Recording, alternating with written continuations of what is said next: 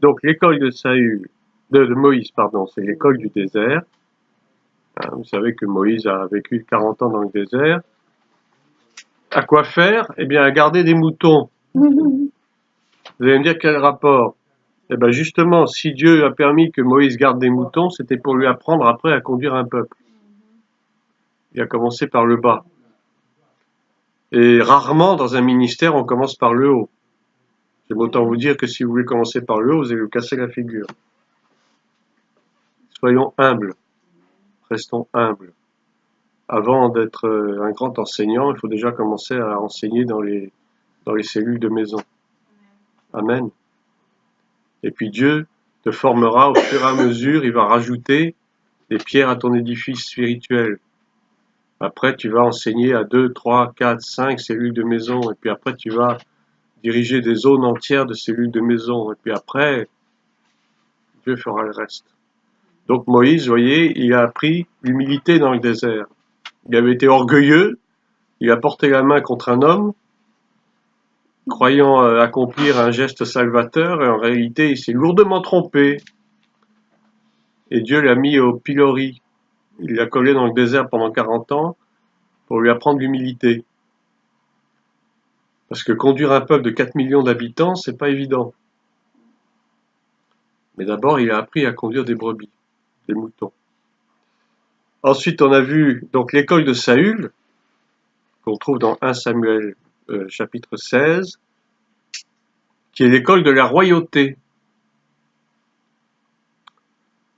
Et c'est David, le futur roi David, qui a appris à l'école de Saül. Parce que Saül, avant d'être rejeté par Dieu, a quand même régné sur Israël pendant un certain nombre d'années. Dieu l'avait approuvé, puisqu'il avait été oint par Samuel. C'est donc que Dieu l'avait choisi. Dieu l'avait vraiment appelé au ministère de la royauté. Mais Saül a failli à sa mission. Et ça peut arriver à beaucoup de serviteurs de Dieu de faillir à leur mission. Pourquoi? Eh bien, tout simplement parce qu'ils deviennent orgueilleux. L'orgueil, ça tue les ministères.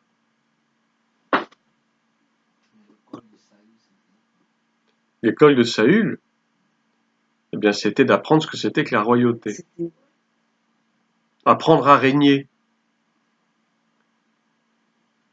Apprendre à administrer un peuple.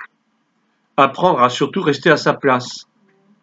Et là où il a péché, où Dieu l'a rejeté, c'est quand Saül n'est pas resté à sa place. Il a voulu prendre la place du sacrificateur. Et c'est là que Samuel l'a rudement repris en lui disant que l'obéissance vaut mieux que les sacrifices. Il s'était cru intelligent en voulant offrir des sacrifices à Dieu pour le remercier de la victoire qu'ils avaient eue, alors que c'était pas son rôle. C'était pas son appel. Il n'était pas appelé à être sacrificateur. Et souvent, nous nous trompons nous-mêmes parce que nous pensons avoir l'appel de quelque chose, alors que c'est pas ça. Et ça, c'est là qu'on tombe dans les 7 inconvénients dont on a parlé tout à l'heure. Donc Saül lui-même a appris à être roi, avant d'être roi, et en étant roi, David a appris au pied de Saül. Vous voyez, c'est comme on dirait une dynastie, une hiérarchie si on veut. Chacun apprend, hein. On n'apprend pas tout seul. Nous avons tous j'allais dire des mentors, entre guillemets, ou des guides spirituels. Bon, j'aime pas trop ce mot-là parce que guide spirituel, ça a une connotation un peu occulte. Mais enfin, nous avons des maîtres spirituels, au sens biblique du terme. Paul avait un maître spirituel qui s'appelait Gamaliel. Et si nous n'avons pas de maître spirituel, je ne sais pas de qui on va apprendre. Essayez d'apprendre tout seul, vous allez voir, c'est difficile. C'est vrai que c'est important de se former soi-même, mais il faut quand même avoir l'humilité de reconnaître qu'il y a des gens qui sont au-dessus de nous, qui en savent plus que nous. Et si on n'a pas cette humilité, on va se casser la figure tôt ou tard. Ensuite, on a l'école d'Ananias. Alors, qui était Ananias? Vous vous souvenez peut-être? C'est pas Ananias et Saphira, hein, c'est différent. Qu'on trouve au chapitre 5 de Actes. Ceux-là, ils ont été réprouvés pour toujours. Non, il s'agit d'Ananias, un disciple qui est allé parler à Paul après que Paul eut reçu cette vision foudroyante de Jésus sur le chemin de Damas. Vous connaissez l'histoire quand même. Paul, persécuteur des croyants, des adeptes, comme on les appelle à l'époque, hein, on ne parlait pas de chrétiens encore. Chrétiens, c'est un mot qui n'existait pas. On disait les adeptes, c'est-à-dire ceux qui suivaient Jésus, ou les croyants, si vous voulez. Et donc, Paul, persécuteur, a reçu donc un jour cette vision terrible sur le chemin de Damas, qu'il a foutu par terre et qu'il est devenu aveugle pendant 3 jours. Et au 3e jour, ce disciple Ananias, qui a été mandaté par Dieu lui-même dans une vision, est allé prier pour Paul. Paul a recouvert la vision et a été baptisé du même coup. Et dès l'instant où Paul est sorti des eaux du baptême, il a commencé déjà son ministère. Mais on peut dire que Ananias, quelque part, a été son maître, puisque on ne peut pas dire qu'en 5 minutes, Paul a commencé son ministère. Ça a peut-être duré quelques jours.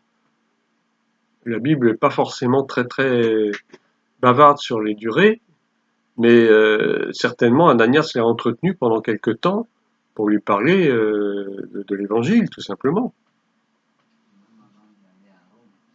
Bien sûr. Et c'est en cela qu'on peut dire que Ananias a été quelque part le maître de Paul. Mais déjà avant, Paul avait eu comme maître Gamaliel.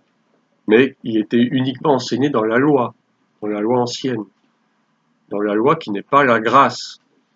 C'est pour ça qu'il se trouvait juste aux yeux de Dieu en persécutant les croyants. Pour lui, c'était normal, ça faisait partie de ce que Dieu voulait, puisque les incroyants, il fallait les bannir, quoi, en quelque sorte. Exactement. Gamaliel était un théologien, comme on dirait maintenant. C'était un maître de la loi, un rabbin, hein, comme sont les rabbins actuellement, qui connaissent la loi et qui l'enseignent. Mais c'était un rabbin qui était cantonné à la loi de Moïse, mais pas à la grâce de Dieu, qui fait grâce aux pécheurs. Et c'est cette grâce de Dieu que Paul a appris avec Ananias. D'accord ? Et vous trouvez tout ça dans Acte 17. Ensuite, bien sûr, nous avons l'école de notre maître Jésus, qui est par excellence notre seul maître.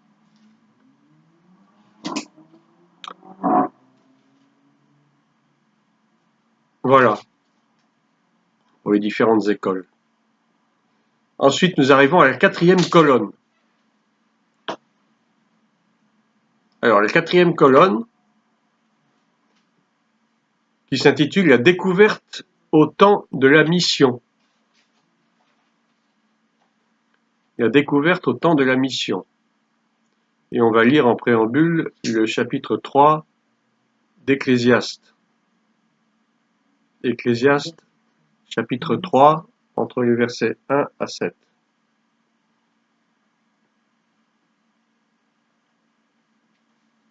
Ecclésiaste, chapitre 3, entre les versets 1 à 7.